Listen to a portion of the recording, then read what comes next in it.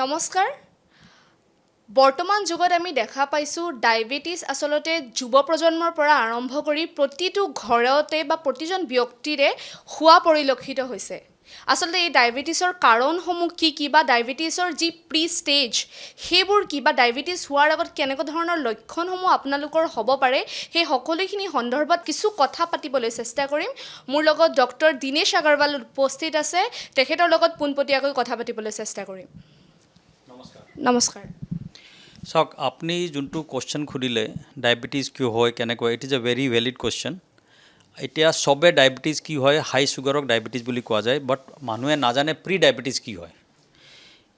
যদি আমি আমাৰ লাইফ ষ্টাইলটো non diabetes, pre diabetes and ডায়েবেটিছত ডিভাইড কৰোঁ। নন ডায়েবেটিছ হ'ল যদি মোৰ খালী পেট 8 ঘণ্টাৰ খালী পেটত ব্লাড চুগাৰ যদি 100তকৈ কম থাকে, সেইটোক আমি নন ডায়েবেটিছ বুলি কওঁ। আৰু খোৱাৰ 2 ঘণ্টাৰ পিছত যদি 140তকৈ কম থাকে। প্ৰি ডায়েবেটিছ হ'ল খালী পেটত 100 to 125ৰ মাজত থকাটো আৰু খোৱাৰ 2 ঘণ্টাৰ পিছত 140 পৰা 199ৰ মাজত থকাটো। চ' এইটো হ'ল প্ৰি ডায়েবেটিছ। প্ৰি ডায়েবেটিছত যদি আমি ভাৰতবৰ্ষৰ কথা পাতোঁ, আমাৰ এতিয়া 11 কোটি মানুহ আছে ডায়েবেটিছ টাইপ 2 ডায়েবেটিছ লৈ ফালে, আৰু 15 কোটি মানুহ আছে প্ৰি ডায়েবেটিছ লৈ ফালে।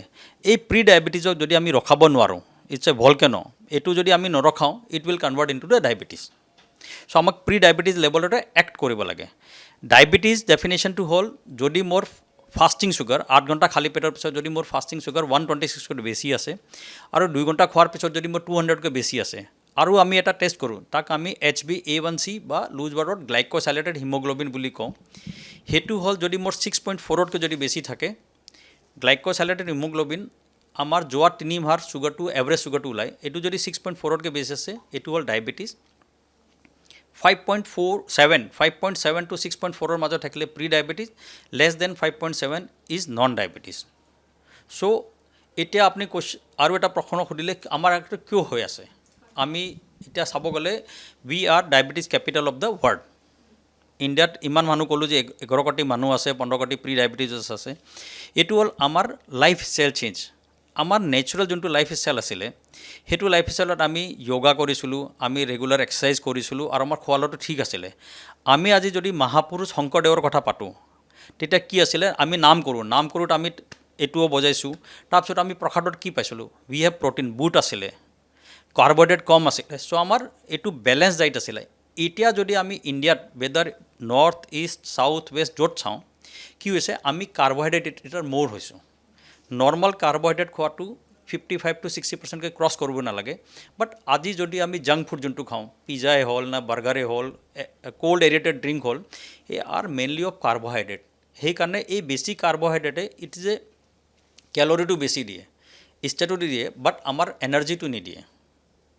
ছেড আমি আৰু জেনেটিকেলি প্ৰিডিছপ'জড, ইণ্ডিয়ানকেইটা চাউথ এছিয়ানকেইটা আমি জেনেটিকেলি প্ৰিডিছপ'জ আছোঁ, আৰু এনভাইৰমেণ্টেল ফেক্টৰ আমাৰ খোৱা লোৱা চেঞ্জ হৈ গ'ল। উই আৰ টুৱাৰ্ডছ দ্য মোৰ জাংক ফুড। আজিকালি আগতে এক্সাৰচাইজ কৰিছোঁ, প্লে'গ্ৰাউণ্ড আছিলে, আজি চবেই মোবাইল গেমে খেলে, প্লে'গ্ৰাউণ্ডটো নাযায়। চ' আমি এক্সাৰচাইজ নকৰোঁ, এক্সাৰচাইজ নকৰাৰ কাৰণে আমাৰ ইনচুলিন ৰেজিষ্টেঞ্চটো কমি যায়। তাৰপিছত আমি হোৱাট এভাৰ ছিংগল ফেমিলি হ'ল, both husband and wife are working, বাচ্চাকেইটা নেগলেক্টেড হৈছে।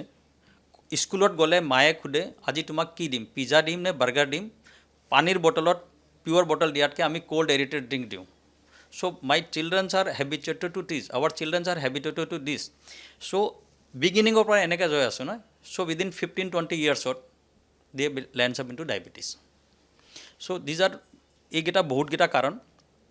এতিয়া আমাক আমাৰ জেনেৰেশ্যনটো বচাব লাগে, আমি প্লে'গ্ৰাউণ্ড বহুত বনাব লাগে, আমাৰ হেল্ডি ফুড খাব লাগে, আৰু আমাৰ ট্ৰেডিশ্যনেল ফুড আৰু ট্ৰেডিশ্যনেল এক্সাৰচাইজ যাই ফালে আমি ডায়েবেটিছ পেণ্ডেমিক যোনটো চলি আছে তাক বচাব পাৰিম। বিগত 10 বছৰত ডায়েবেটিছৰ হাৰ কিমান বৃদ্ধি পাব পাৰে আপোনাৰ হিচাপে? চাওক, যদি আমি WHO, আমি যদি আমাৰ আমেৰিকান ডায়েবেটিক এছ'চিয়েশ্যন সেইকেইটা কথা পাওঁ, ইট হেজ ইনক্ৰিজ 50% মান ইনক্ৰিজ হৈ গ'ল। আৰু যেনেকৈ ক'লোঁ 11 কোটি ডাটা মতে 11 কোটি আমি ডায়েবেটিছ মানুহ আছে ইণ্ডিয়াত, আৰু 15 কোটি প্ৰি ডায়েবেটিছ আছে। এই প্ৰি ডায়েবেটিছটো যদি আমি ৰখাব নোৱাৰিলোঁ, ইট উইল টু ডায়েবেটিছতে হ'ব। চ' আৱাৰ জেনেৰেশ্যনটো মোৰ দেন 100% ৰাইজ হৈ আছে। চ' সেইটো ইট ইজ এ পেণ্ডেমিক। আমাৰ মাননীয় প্ৰধানমন্ত্ৰীও ক'লে যে আমাৰ জাংক ফুড খোৱাৰ কাৰণে অবেচিটি বাঢ়িছে, এইটো আগেন ৰিজন এটা ডায়েবেটিছ হোৱাৰ কাৰণে। চ' আমি যদি 10% আমাৰ অইল ইনটেক বা আমাৰ জাংক ফুডটো ইনটেকটো কমাই দিব পাৰোঁ, আমি ডায়েবেটিছৰ পৰা বা অবেচিটি হোৱাৰ কাৰণে যিখিনি নানা ধৰণৰ বেমাৰ আছে সেইকেইটাৰ পৰা বাচি যাব পাৰোঁ। চ' এইটো এজন মানুহৰ কাম নহয়, আপোনালোকৰ পৰা যেনে আপোনালোকে আৱেৰনেছ কৰিছে মিডিয়াৰ পৰা আৱেৰনেছ হৈ পেলাই ইট শ্বুড বি এ মাছ আৱেৰনেছ কৰি পেলাই আমাক এই আমাৰ দেশৰ ইকনমি নষ্ট কৰিছে, মানুহ বেমাৰ হৈছে, কোৱালিটি অফ লাইফ বেয়া হৈছে। যদি ডায়েবেটিছ হয় মাল্টিপল কমপ্লিকেশ্যন হয়, ডায়েবেটিছ নাম্বাৰ গেমৰ পৰা আমি ভয় নকৰোঁ, ডায়েবেটিছৰ পৰা হৈ থকা কমপ্লিকেশ্যনৰ পৰা ভয় কৰিছোঁ, উইচ কেন ইনভল্ভ এভৰিবডি। হাৰ্ট এটেক 4 গুণ বেছি হৈছে, ব্ৰেইন এটেক 4 গুণ বেছি হৈছে, কিডনি ডেমেজ বেছি হৈছে। চ' সেইকেইটা কি হৈছে, আমাৰ ইকনমি নষ্ট কৰিছে, আমাৰ ইয়াং জেনেৰেশ্যনৰ কোৱালিটি অফ লাইফ বেয়া কৰিছে। সেইকেইটা ভাল কৰি ডায়েবেটিছ ৰখাই পেলাই কমপ্লিকেশ্যন ৰখাই পেলাই এইকেইটা আমি ভাল কৰিব পাৰিম।